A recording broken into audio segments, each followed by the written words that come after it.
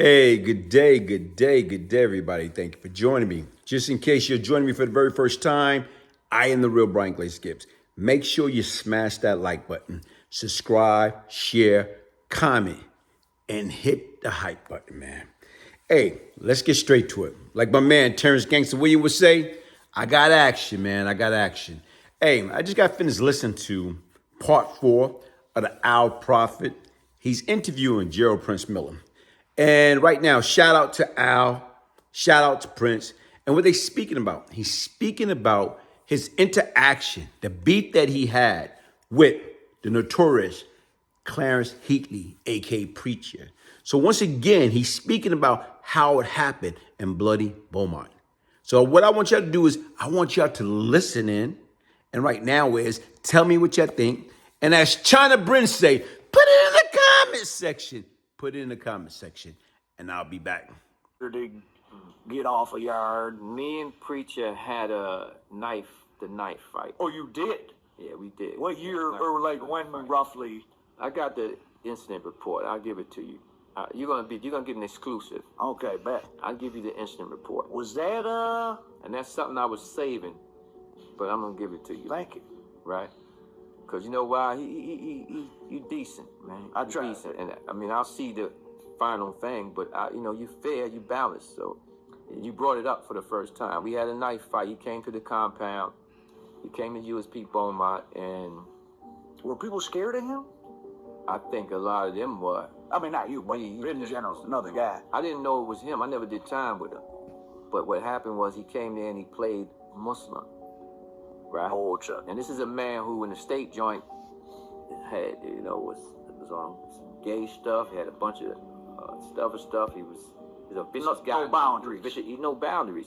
But he knew in order to exist in population, he had to be something, and he couldn't be with the New Yorker car. And you got different groups in there. And so he became Muslim. And there was no papers there. I didn't know who he was at first. Then an older dude came and told us, yo, that's Preacher. And the name, what Preacher? Because he was accused, but not convicted or charged. I got to make sure I say that. He was accused of doing something to a little boy with Rich Porter, but he was never convicted or charged with it, actually. But I met Rich Porter, and he came down to see us when that situation happened with his family member. Oh, you were interacting with them? Yeah, through Black Just. And he kind of let us know what was up, and he needed some help. And so people. Oh, he asked you guys to like help look or whatever? We sat in the car out here in front of Bay, and he played the tape. He had a copy of the tape because his mother, they had to go, the family, when something like that happened, the legal family members got to go to the police, you know what I'm saying? But he kept a copy of the tape, and he put the tape in the car, and he played it for us. And you hear the little boy crying. I'll never forget it. He was crying. He was crazy. So it was me, Black Just, Rich Porter, and myself, and we sat out there in the car, and I told him, I said, is there any police involved? He said, yeah. I said, damn. I said, we're going to send somebody up there with you, but it's going to be hard because once the police is there, they'll bring heat to us. But we send somebody up there to just see if we can help. So as you can see, based upon the words that coming out of Prince's mouth, here it is. He didn't really have no beef with Preacher. He didn't know Preacher. He didn't even know that was Preacher when he got on the compound because he tried to blend in with the Muslim. But he said what happened is the fact that Rich Porter came to Queens by way of Black Just. And right now he sat in the car and he listened to the little boy crying once they took off his finger. And right now that's what made it personal because he was tied into it. So what I want you to do is finish listening to what Prince had to say, what happened, and that so-called knife fight. But then again, once again, he went at Preacher and he hit him. So he had a bulletproof vest on. So a lot of times people, oh man, how can you get a bulletproof vest in jail? It wasn't a typical bulletproof vest that protected against bullets. It was back then, even in Fishkill or even in Greenhaven, we had coats. And some of the coats was like, you padded with books. or right now you go in your cell, you know you about to have a beef with somebody, or somebody might try to stab you, what you do is you wrap yourself with magazine and books. So automatically when they trying to hit you, it don't penetrate. So what I want y'all to do is finish listening to what Prince got to say. And like I said right now, hit that like button, subscribe, share, support. All right. Nah, he was older. He had a bad knee. The smart thing he did, he put a bulletproof vest on.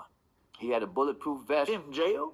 Yeah, they made that bullet. They helped him. Or like with books They in them? put a bulletproof vest on, and remember, it's the whole New York out there, tri-state, and then you got the Muslims out there, and I don't want to see no bloodshed where we go at the whole. We don't take no whole group for two men to get it on. Yeah.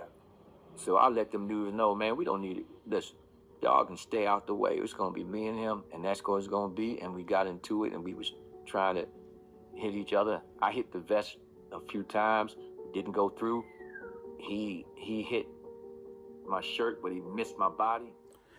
So honestly speaking, you heard it. Right now is he went at him, but he had the bulletproof, the homemade, books around him. And right now is preacher came at him, the shirt cut him. You know what I'm saying? As far as right now, his shirt. But even right now, like I remember I did a piece a while ago. Shout out to my brother, Big Jihad. Like Big Jihad said right now is hey, they was just basically going round and round, but really doing nothing. So almost remind me of, Preacher bit Prince, and Prince kicked Preacher, and it was a draw. Because once again, I heard when they got the SHU, Special Housing Unit, Preacher on the gate talking about, yeah, youngster, we put on a great show. So what type of show was it really, really on? Was Prince pressuring to, yo, this guy's a rat. You run the New York car. You got to take care of that. So sometime right now, folks, listen, even in prison, you got peer pressure. You got peer pressure. Sometime right now is people feel they got something to prove. Like, I got to be this big, bad, mighty person. I got to go against this grape ape. And like I told you right now, at the end of the day right now is, man, listen, we as people got to realize that we have nothing to prove. Sometimes it's easy just to mind our business and stay peaceful. Hey, hit the like button, subscribe, share, support. I am the Real Brian Glaze Gibbs. If I can change, anybody could change. One love. Stay out the prison, man. Stop committing crime. Stop picking up brick, throwing at that prison wall for absolutely nothing. It's Miss T, best-selling author of my memoir, Harlem. When I wrote my first book, I didn't have a coach or a blueprint, and now I'm giving you what I wish I had.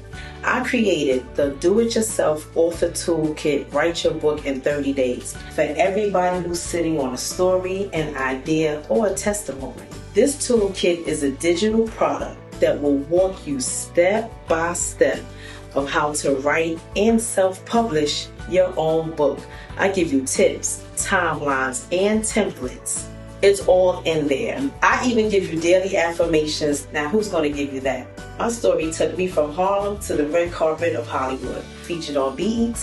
Then I was hired for projects on Netflix and the ID channel. Somebody needs to be inspired by you. Your story, your idea, or your poem needs to be written. All you need is this guy and me. Let's walk these red carpets together. This gem is priceless. Grab yours now.